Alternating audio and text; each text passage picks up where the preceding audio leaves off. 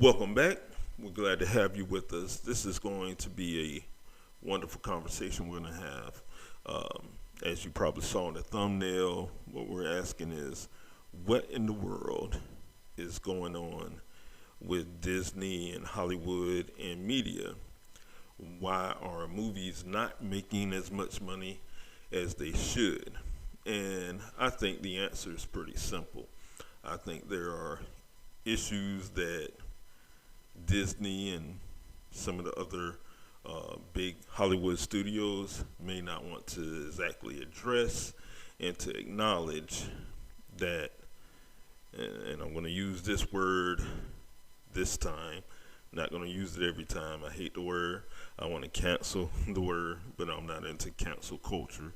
But for me, I'm not going to use the word a lot. But as far as being woke right now isn't working for them. Different people have great conversations about this over and over and over again on their different podcasts and YouTube channels and all of that. I want to kind of approach it from a different standpoint, or it may seem the same to others. I don't know. But basically, trying to help Hollywood finally put out better movies and good products and content for us as the consumers. One of the biggest issues I think Hollywood needs to face right now, and they're not understanding, is the fact that they are a family brand. Disney and some of the other studios that put out content that's supposed to be for children and families and all of that, they have to understand it's a family brand. And if it's a family brand, who are you catering to? I liken this to if Chick-fil-A all of a sudden decided, hey, I don't want to serve chicken anymore. I think I want to serve to vegans because they live healthier. If that's your determination that vegans live healthier, you know, to each his own on that one. But if Chick-fil-A did that, then they would alienate a majority of their base. And a majority of their base aren't going to come there because vegans might start coming there. But how many vegans are there in America or the world that's going to say, oh, shoot, Chick-fil-A is now serving vegan food. I'm going to Chick-fil-A. You'll get some, but a lot of the people who go to Chick-fil-A searching for chicken because they love their chicken are going to eventually stop coming. They may continue to come for a while saying, maybe they'll change their mind and bring my chicken back. But at a point, they're going to say, well, they're no longer serving chicken. I'm no longer going to be their customer. I'll find something else somewhere else to go and do that will serve what I am looking for. And Disney and many of the other brands that are supposed to be based on family are forgetting their customer base are families with children. Trying to serve up an agenda, whether you as a viewer of my content right now agrees with the agenda that they're trying to serve, them trying to serve it, it doesn't necessarily help their bottom line because the general public of who they're serving, their customer base, are probably people that they may not agree with when it comes to social issues, honestly. Some of the biggest families, if we look at statistics, and I have looked at the statistics, I've looked it up, and, even not even trying to go deep into looking at the statistics, just going from what I know as a Christian, which I am, and the church I go to, and the majority of larger families are faith-based, whether they're Christians. A lot of Christians believe in the be fruitful and multiply. So they're fruitful and they multiply, have more children. And even if you didn't just want to look at the faith of Christianity, look at the faith of Islam. The faith of Islam are big on also be fruitful and multiply. They're from Abrahamic faith, the belief in the creation, Adam and Eve, and God saying be fruitful and multiply. I have dealt with many Arabs in business, and a lot of them do have more children than probably a lot of the average families. A lot of Arabs have probably about a minimum of 3. That's a small family for an Arab couple, Muslim couple. I said Arab, but it's also Muslim because it's also Muslims in Africa and many other countries, but they do believe in being fruitful and multiplying, having multiple children, or a numerous amount of children, 3, 4, 5. I've seen some Muslims that were Arab that have had 6 or 7 children, most on the most part, and I have dealt with many. I'm not coming from an ignorant statement. Most have about 4 or 5. And they're not going to take their children to see movies that are pushing an agenda. They'll take their children to see movies that are fun, that just have you laughing, just have you entertained. But once it gets to the point of pushing a certain agenda that people in Hollywood seem to be dead bent on pushing, they turn from that. They're not going to take their children to see, let's just be honest, 2 women kissing, 2 men kissing, someone who's saying that they're transgender or transsexual or homosexual, or they love women who love women, men who love men, and all of that kind of stuff. They're not going to take their children to see that, and neither is the Christian family. They're not going to take their children to see that, and I'm talking about on the most part. There are others that may, but on the most part, the majority of them aren't. Those who live more strictly to what their faith teaches, they're not going to do that, and those are 2 of the largest religions, and 2 that are more than likely not going to do that. And then let's take more, let's say Mexican families. Mexican families, a majority of them are Catholic. The Catholic Church, even though it has become over the last 10 to 15 years, become more liberal leaning, idealistic. They have done that, but they still aren't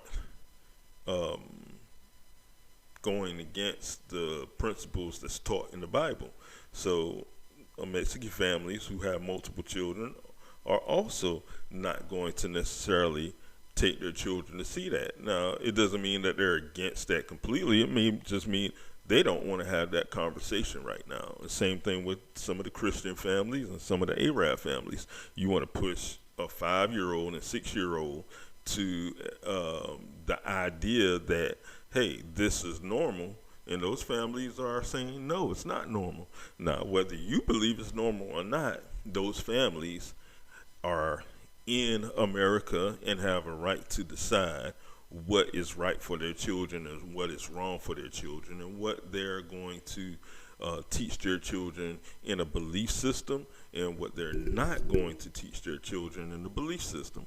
So, breaking all of that, the religious social dynamic down to nuts and bolts of finances, if you alienate those families and you try to say, oh, they're wrong, they don't know what they're doing, they don't know what they're saying, if you try to alienate those families, the only thing that you're going to do is cut your bottom line, cut your money, cut your profit, and you're cutting out your number one customers.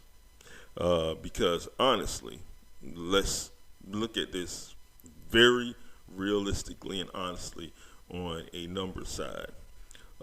Families that have alternative, if you want to call that, lifestyles, that are living homosexual lifestyles or living lesbian, whatever, transgender lifestyles. Most of those families are pretty small. One, two, and at the most maybe three. Probably on the average. I haven't quite looked that up, but on the most part, if you look at some of those who have those lifestyles that you know personally, and being honest and not just being mad and emotional about what I'm saying, if you look at those, you'll know that they don't have large families. It just doesn't happen. The reasons why you can get into that on another conversation. I just want everyone focused on the numbers game. But the families that have a traditional idea, a traditional upbringing, a traditional faith, are saying, no, I'm not taking my children to see it. I don't trust entertainment much anymore where I can just, some people can just say, hey, back in maybe about 20 years ago, a family can say, hey, there's a great picture coming out. I'm going to drop my kids off. I got a 5-year-old, an 8-year-old, a 12-year-old, and a 14-year-old, and I'm going to drop them all off to see this movie.